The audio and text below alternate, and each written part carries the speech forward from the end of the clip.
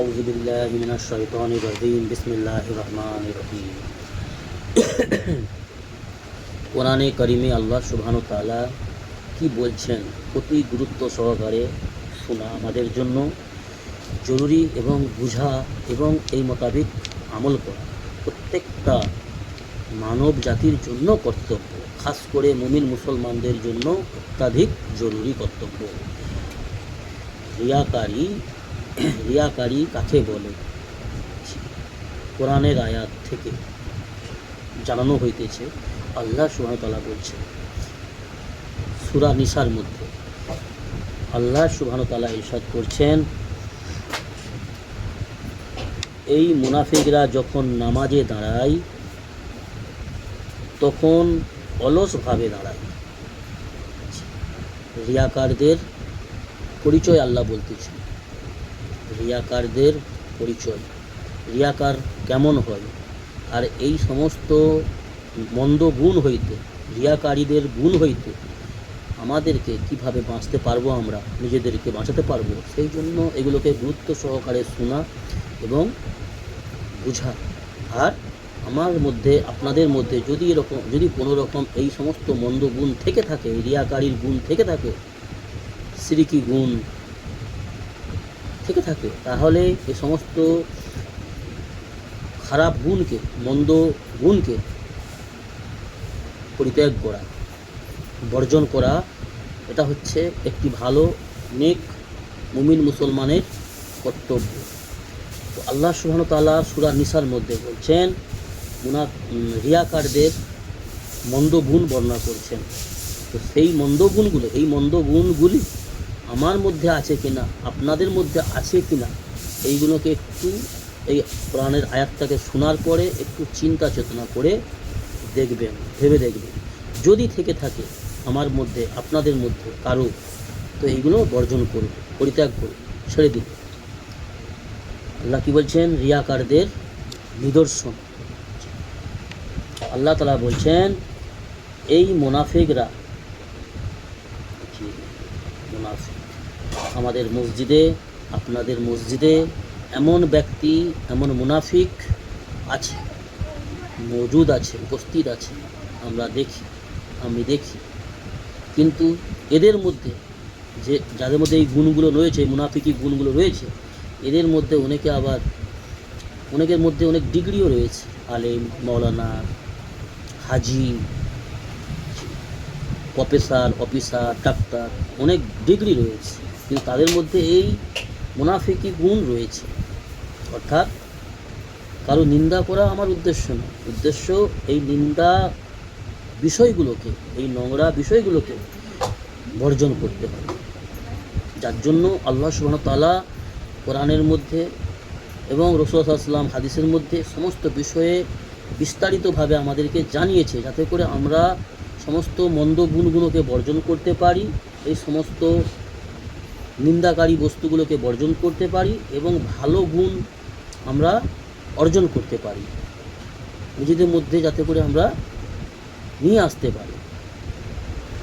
তো আল্লাহ সুবহানাহু ওয়া তাআলা কি বলছেন? এই মুনাফিকরা যখন নামাজের জন্য দাঁড়ায়, এই মুনাফিকরা যখন নামাজের জন্য দাঁড়ায় তখন অলসভাবে দাঁড়ায়, লোকেদেরকে দেখায় এবং আল্লাহ তাআলার জিকির খুবই কম করে। অর্থাৎ এই সমস্ত মুনাফিক আমাদের সমাজে রয়েছে, আমাদের মসজিদে রয়েছে। 2 রাকাত এশার নামাজের পরে 2 রাকাত সুন্নত পড়ছে, মাদ্রাসায় পড়ে, আলেমের ডিগ্রি পেয়ে গেছে, কেউ মওলানার ডিগ্রি পেয়ে গেছে। এশার ফরজ নামাজের পরে 2 রাকাত সুন্নত পাশাপাশি পড়তেছি, তো 2 রাকাত সুন্নত 1.5 মিনিটে শেষ। তাকবীরে তাহরিমা বাঁধা থেকে নিয়ে সালাম ফিরানো পর্যন্ত 1.5 মিনিটে যদি 2 রাকাত নামাজ সুন্নত পড়ে, তার নামাজটা কেমন হতে পারে, কেমন হয়েছে একটু ভেবে দেখুন। আর আমি আলহামদুলিল্লাহ, আল্লাহর শুকরিয়া, আল্লাহ দেওয়া নেয়ামত, আমি 2 রাকাত সুন্নত পড়তে গেলে কমসে কম 4 মিনিট সময় লাগে, আর 4 রাকাত সুন্নত পড়তে গেলে কমসে কম 7 থেকে 8 মিনিট সময় লাগে। তবে মনে হয় যে নামাজটা মোটামুটি আলহামদুলিল্লাহ একটু সুন্দরভাবে আদায় করতে পেরেছি। আল্লাহর শুকরিয়া, আল্লাহর দেয়া নিয়ামত। তো বন্ধুরা, এই সমস্ত মুনাফিক লোকেরা যখন নামাজে দাঁড়ায়, অলসভাবে দাঁড়ায়, নামাজের মধ্যে এদিকে ওদিকে খেয়াল করা, অর্থাৎ এদিকে ওদিকে হাত বুলানো, শরীরের বিভিন্ন অঙ্গতে বারবার হাত বুলানো এবং স্পিডে রুকু সেজদা বা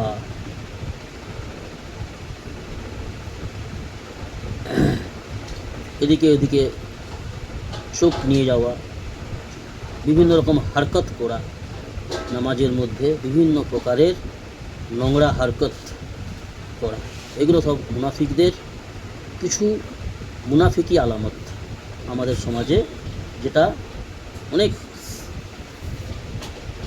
বেশি দেখা যায়। সেহেতু কী বলছেন, লোকেদেরকে দেখায়